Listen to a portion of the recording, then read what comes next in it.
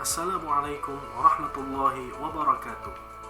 Perkenalkan, saya Hafiz Raihan, peserta Latsar CPNS Kabupaten Balangan tahun 2025, Angkatan 2, Kelompok 2, NDH 19. Pada kesempatan kali ini, saya akan mempresentasikan topoksi penggerak swadaya masyarakat ahli pertama.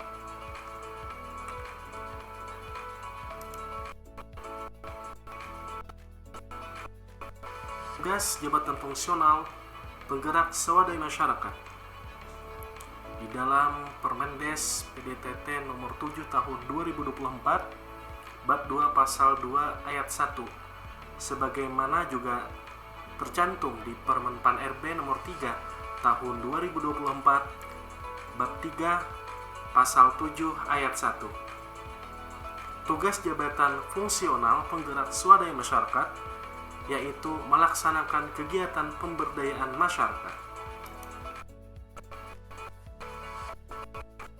Uraian tugas. Pertama, penggerak swadaya masyarakat ahli pertama itu tugasnya identifikasi, yakni proses mencari, menemukan, meneliti, dan mencatat data serta informasi bidang pemberdayaan masyarakat. Nah, ini contoh singkatnya seperti melakukan observasi awal di desa untuk mengetahui tingkat partisipasi masyarakat dalam program pemberdayaan masyarakat, mengidentifikasi potensi lokal seperti lahan kosong yang belum dimanfaatkan, kelompok tani yang aktif, serta masalah yang dihadapi seperti kurangnya akses pupuk bersubsidi. Yang kedua, pengumpulan data dan informasi pemberdayaan masyarakat.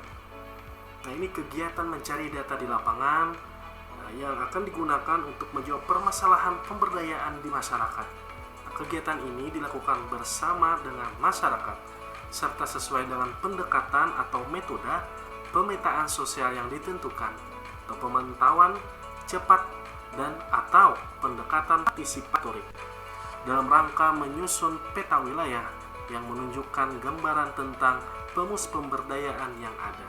Nah, contoh singkatnya itu melaksanakan pemetaan sosial melalui FGD dengan warga, tokoh, dan perangkat desa untuk menggali data tentang mata pencaharian, ekonomi, pendidikan, kesehatan, dan konsumsi pangan guna mengidentifikasi masalah serta peluang pemberdayaan masyarakat di bidang pertanian rumah tangga.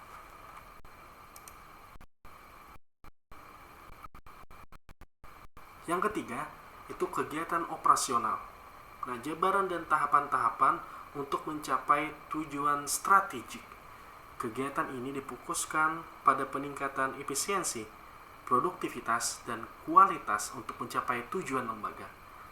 Contoh singkatnya, itu menyusun dan melaksanakan program pelatihan budidaya sayuran organik skala rumah tangga. Nah, dengan memanfaatkan pekarangan. Tahapannya meliputi sosialisasi, pelatihan teknis, pendampingan, hingga evaluasi. Tujuan utamanya meningkatkan kemandirian pangan keluarga sehingga efisiensi pemanfaatan lahan meningkat dan ketergantungan pada pasar berkurang. Yang kedua, dengan komitmen perubahan. Pengembangan dari suatu kekuatan atau mindset yang mengikat seorang individual pada rangkaian tindakan yang mempertimbangkan perlunya menyukseskan implementasi dari inisiatif perubahan untuk proses transformasi sosial masyarakat. Contoh singkatnya, itu membentuk kelompok ibu rumah tangga peduli gizi yang berkomitmen menanam sayuran bergizi di pekarangan. Melalui pendampingan, warga diajak untuk mengubah pola pikir bahwa ketahanan pangan tidak hanya bergantung pada pasar, tetapi bisa diwujudkan melalui partisipasi keluarga. Nah, hal ini mendorong transformasi sosial menuju masyarakat yang lebih mandiri dan sehat.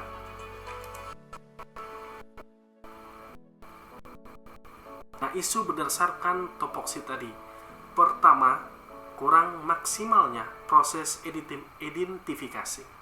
Yang kedua, kurangnya optimalnya pengumpulan data dan informasi pemberdayaan masyarakat. belum efektifnya kegiatan operasional pemberdayaan. Yang keempat, belum optimalnya pengembangan komitmen perubahan seperti perancangan perubahan kehidupan masyarakat secara partisipatif. Analisis isu APKL. Pertama, belum optimalnya pengembangan komitmen perubahan seperti perancangan perubahan kehidupan masyarakat secara partisipatif. Nah, ini skala nilainya adalah 18 di ranking 1. Yang kedua, belum efektifnya kegiatan operasional pemberdayaan. Ini skalanya dengan nilai 16 di ranking 2. Yang ketiga, kurangnya optimalnya pengumpulan data dan informasi pemberdayaan masyarakat. Skala nilainya 14 di ranking 3. Terus yang keempat, kurang maksimalnya proses identifikasi. Itu skala nilainya 13 di ranking 4. Terus analisis isu dengan USG. Pertama, isu yang pertama itu total skala nilainya adalah 14 di ranking 1. Isu kedua itu skala nilainya 13 di ranking 2. Dan juga isu ketiga itu skala nilainya 12 di ranking 3.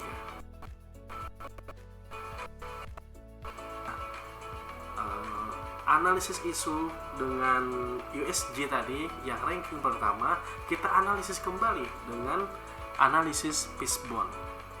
Nah, ini di kepala ikannya ada belum optimalnya pengembangan komitmen perubahan seperti perancangan perubahan kehidupan masyarakat secara partisipatif.